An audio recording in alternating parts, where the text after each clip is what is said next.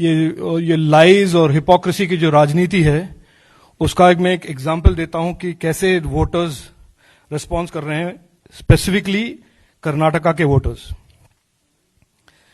एक मैंने press release circulate भी किया है। पिछले 12 महीने में, 10, 11, 12 महीने में देश के सामने 2 चैलेंज आए हैं। एक तो हम जानते ही हैं कि चाइना का जो कोरोना वायरस पैंडेमिक का चैलेंज था, और दूसरा एक बड़ा अजीब सा डिस्टेबलाइजेशन का और एक झूठ और हिपोक्रेसी और यू टर्न का एक पॉलिटिक्स या राजनीति जिसका शुरुआत 2019 से पहले हुआ था, वो जो अब भी चल रहा है। ये 2 चैलेंज थे जो हमने सब एक्सपीरियंस किया है प्रीवियस 10-12 महीने में। और ये दूसरे इशू यानी कि ये झूठ की राजनीति का एक मेथड ये था कि ऑपोजिशन थोड़ा बहुत ट्रूथ में बहुत सारे लाइज, फॉल्सहुड्स को मिक्स करके उनका एक उद्देश्य या ऑब्जेक्टिव था कि वो मिसलीड करें, इंसाइट करें डिफरेंट ग्रुप्स ऑफ सिटीजन्स। तो अर्ली 2020 में हमने देखा कि सीएए के साथ ऑपोजिशन ने यही एक रवैया, यही एक स्ट्रैटेजी अपनाया था, और अब देख रहे हैं कि फार्मर्स बिल और फार्मिंग रिफॉर्म्स में वो यही स्ट्रैटेजी यूज कर रहे हैं। तो इस झूठ या हिपोक्रेसी या यू टर्न की राजनीति को कैसे लोग मान रहे हैं, कैसे रेस्पॉन्ड कर रहे हैं? तो कर्नाटक के जो लोग हैं, कर्नाटक के वोटर्स, उनके रेस्पॉन्स को अगर आप लें, ये आपको एक इंसाइट देता है कि देश के लोग इस टाइप के राजनीति को कैसे रिजेक्ट कर रहे हैं, और प्रधानमंत्री नरेंद्र मोदी जी के एक सबका साथ, सबका विकास, सबके विश्वास का जो डेवलपमेंट पॉलिटिक्स और डेवलपमेंट राजनीति है, उसको कैसे ट्रस्ट कर रहे हैं। मैं आपको एक बैकग्राउंड दूं। मई 2019 में कर्नाटक के वोटर्स ने डिसाइसिवली एक मैंडेट दिया था प्राइम मिनिस्टर नरेंद्र मोदी जी को और बीजेपी को।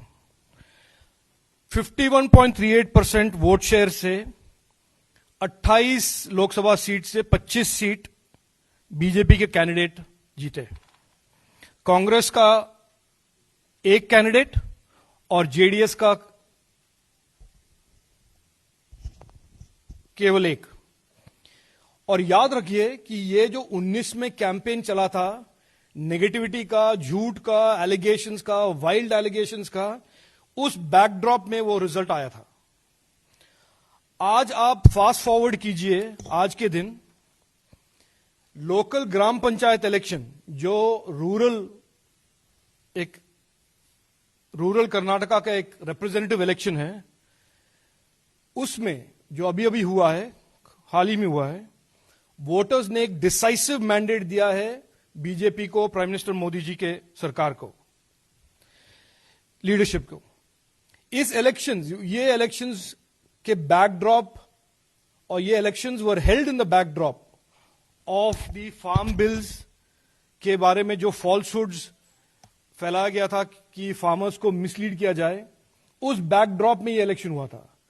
और द इलेक्शन के रिजल्ट ऐसे हैं: 55.4% of GPs are BJP supported, 53% of all members have been BJP supported. यानी कि जो फार्मर्स हैं, रूरल और विलेज के रहने वाले सिटीजन्स हैं कर्नाटक में, इस बैकड्रॉप पे, इस फॉल्स कैंपेन, इस नेगेटिविटी के कैंपेन, ऑपोजिशन के इस नेगेटिविटी के कैंपेन के बैकड्रॉप पर उन्होंने ये वोट दिया है, ये ओवरवेलमिंग मैंडेट दिया है। और ये जो मैं मानता हूं, ये जो झूठ की राजनीति है, उसका यही रिस्पॉन्स है। और रिस्पॉन्स यह है कि उनका ट्रस्ट है बीजेपी और प्रधानमंत्री नरेंद्र मोदी जी के लीडरशिप में, और हमारे मुख्यमंत्री, कर्नाटक के मुख्यमंत्री बीएस येदियुरप्पा के लीडरशिप में। इसका मतलब यह भी है कि कर्नाटक के फार्मर्स ने बड़ा सीधा वोट और सीधा सिग्नल कर दिया है कि उनका विश्वास है नरेंद्र मोदी जी के unrelenting efforts last several years में कि जो फार्मर्स के वेलफेयर को इंप्रूव करने का जो मल्टीपल स्कीम्स अनाउंस किए थे सरकार ने, उनको उन स्कीमों में और नरेंद्र मोदी जी के विजन में एकदम पूरा ट्रस्ट है। और उनका यह भी मानना है कि ये फार्म बिल्स उनको मिडिलमैन के क्लचों से मुक्त करते हैं और it paves the way to a more prosperous future for our farmers. This signal is very clear from these gram panchayat elections. अच्छा, ये मैं आपको एक और भी बैकड्रॉप दे दूं कि 12 महीने में हर इलेक्शन जो कर्नाटक में हुए हैं, वो टाउन में हो, सिटी में हो, विलेज में हो, मैंडेट ओवरवेलमिंगली बीजेपी के पक्ष में आया है। 17 एमएलए बाय इलेक्शंस हुए हैं, जिनमें से 14 बीजेपी के लेजिस्लेटर्स वोट हुए हैं और कांग्रेस के केवल 2। 4 एमएलसी इलेक्शंस हुए हैं, BJP has one all 4। Many of these elections, ये जो बाय इलेक्शंस हुए हैं, उनके बैकड्रॉप था ये सीएए, ऐसे ही false campaign, Bengaluru violence.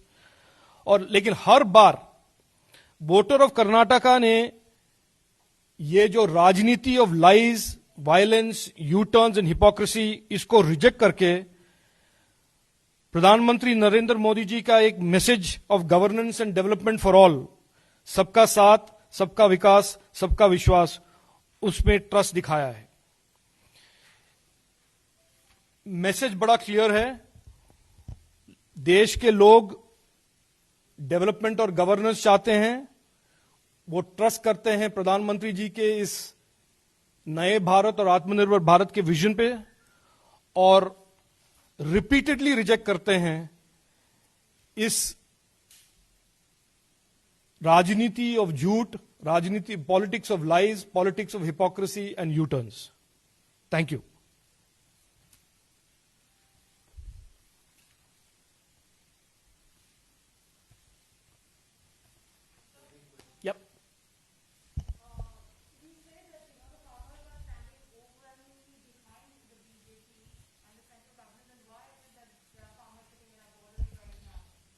No, I will not comment on the farmers' dispute, as you know that the government is engaged with them. My point is to tell you that the people of India, and I've specifically used the example of the voters of Karnataka, there is a systematic record of voters listening to these politics of lies but rejecting them. And I'm not giving you a theory, I'm giving you facts. And therefore, it seems that despite the fact that this politics of lies is being rejected, the opposition parties continue with that for whatever reason. The farmers who are today engaged with the government of India on their concerns on the farm bills, the government has put forth their views. As you know, it is all in public domain. And it is a fact that the government is deeply sincere, as has been communicated by senior ministers in the government, about the welfares of the farmers.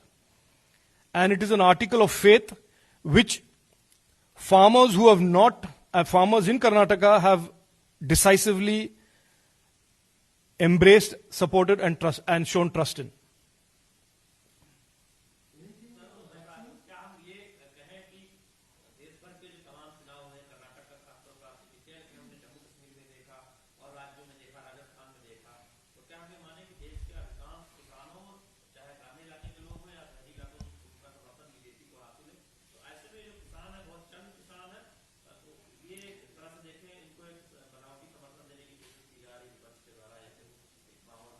देखिए, मैं ये कहने आया था आज कि ये कोई ऑपोजिशन पार्टी है, उनका एक ही मकसद है कि लोगों को भड़काए, झूठ बोलकर उनको मिसलीड करें।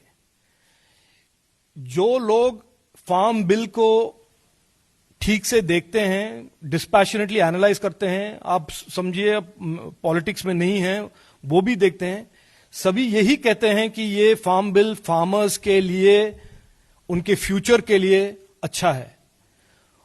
उस नीयत से, उस ऑब्जेक्टिव से गवर्नमेंट और पार्लियामेंट ने इस फार्म बिल्स को पास किया था। तो मैं आज ये कह रहा हूं कि जब एक या दो या तीन जो भी ऑपोजिशन पार्टीज फार्मर्स को भड़का रहे हैं कि ये आपके लिए ठीक नहीं है, ये आपके लिए अच्छा नहीं है, और झूठ बोल रहे हैं, जैसे हमने कल देखा कि डीएमके के लीडर कह रहे हैं कि फार्म बिल्स के तहत आपके लैंड को ले लेंगे कॉर्पोरेट वगैरह।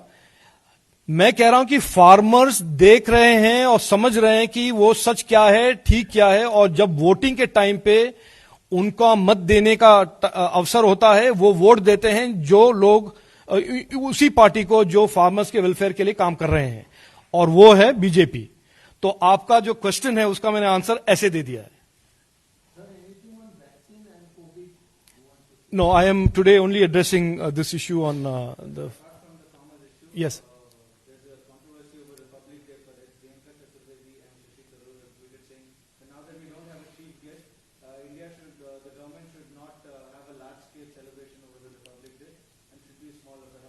Look, everybody is entitled to their point of view. I think the government of India is, and the Prime Minister is best seized to take decisions of this magnitude. But I have not seen those tweets, and I obviously cannot comment on those.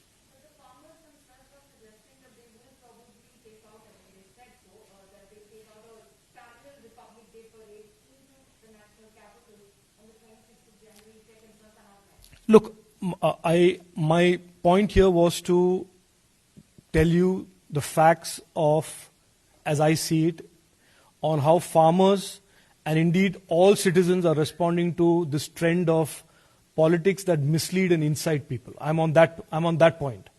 And I'm on the point that voters from way back in 2019 have been rejecting this politics. And they are increasingly embracing and trusting the leadership of Prime Minister Narendra Modi ji and the message of Sabka Saath, Sabka Vishwas, Sabka Vikas. Now, if there is, as we all know, there is an ongoing discussion and debate to clarify whatever doubts and misgivings the farmers have, the government is engaged with that. I can't comment or add anything to that conversation.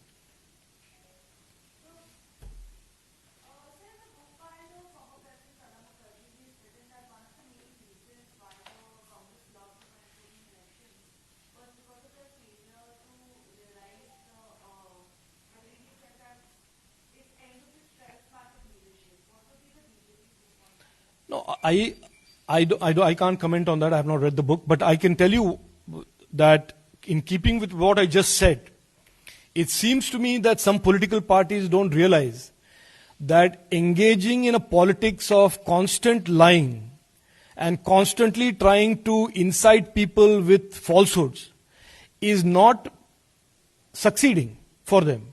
And as far as the BJP is concerned, and as a spokesperson for the BJP, I can only present the facts to you that way back from 2019, political parties that have engaged in slandering our leadership, attacking our Prime Minister with falsehoods and lies, have a very dubious, dismal electoral performance record.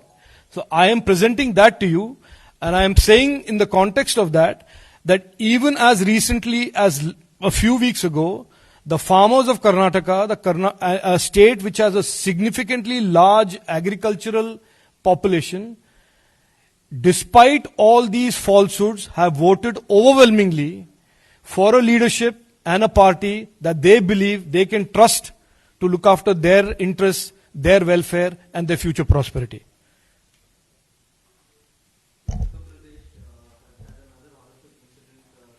No. I will stick to this topic. If there's any other questions on this, I'm happy to take it.